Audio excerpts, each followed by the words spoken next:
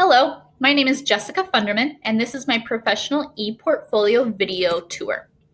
I'd first like to start out with sharing a couple highlights from my technology philosophy.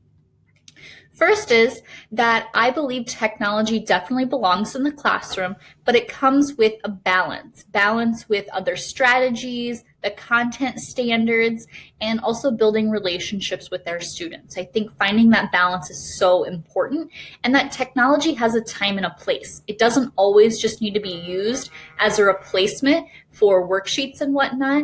Again, finding the right fit, making our classrooms more engaging is really what my first part of the technology philosophy is about. The second highlight is that I wanted to point out the use of 21st century skills and promoting those in our classroom, and that also includes the use of technology. Moving on, I'd like to share with you some highlights from the professional development plan.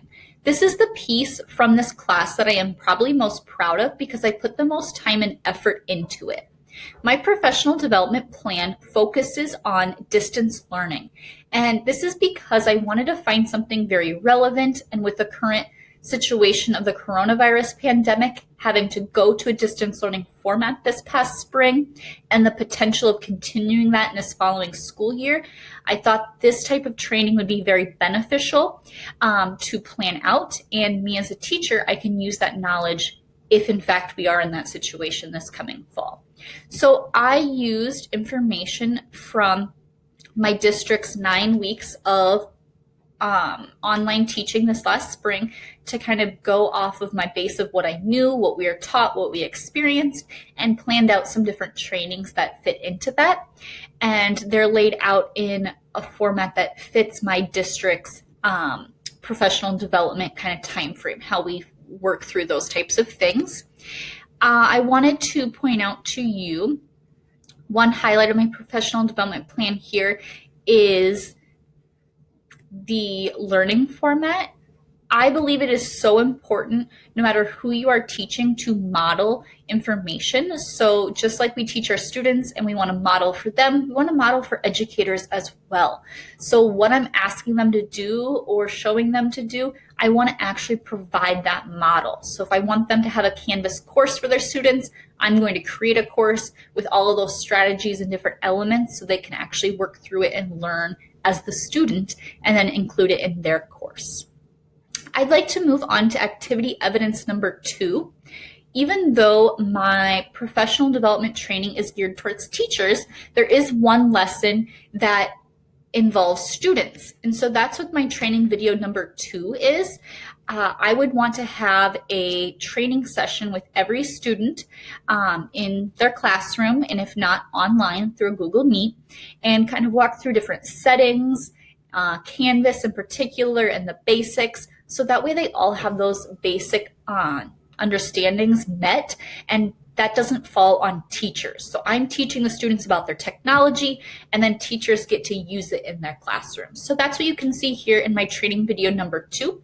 And I'm most proud of this video because it's me and my element teaching students, whereas educators would be a new format for me. And you can see some of my different teaching strategies that I use. I tried to align my evidence so that my training video, my Google presentation here, and the article all connect. So you'll see that on each evidence tab, so they all align.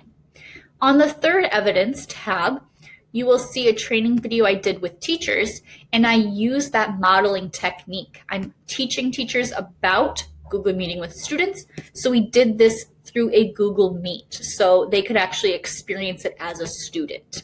Here's that Prezi that I used, and a study that I reviewed that was so relevant to teaching online. This was actually done a couple of years ago, but super relevant to today's situation, and can kind of learn from what teachers like and don't like about online teaching and how we can support them.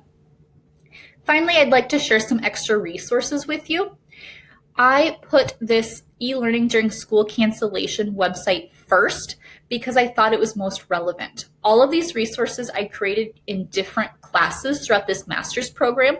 I made this website about a year ago and had no idea how relevant it would be to today's situation.